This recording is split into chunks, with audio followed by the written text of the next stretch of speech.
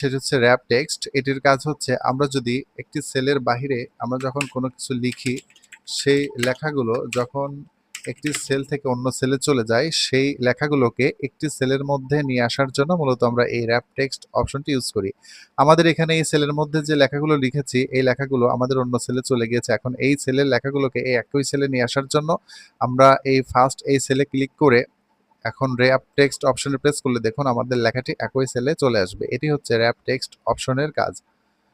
এরপরে যে অপশনটি রয়েছে সেটি হচ্ছে এখান থেকে মার্জ অ্যান্ড সেন্টার। এটির কাজ হচ্ছে আমরা এখান থেকে কয়েকটি সেলকে মার্ক করলাম, করে এখন যদি মার্জ অ্যান্ড সেন্টার অপশনে প্রেস করি তাহলে দেখুন সবগুলো সেল মিলে একটি সেলে রূপান্তর হয়ে যাবে।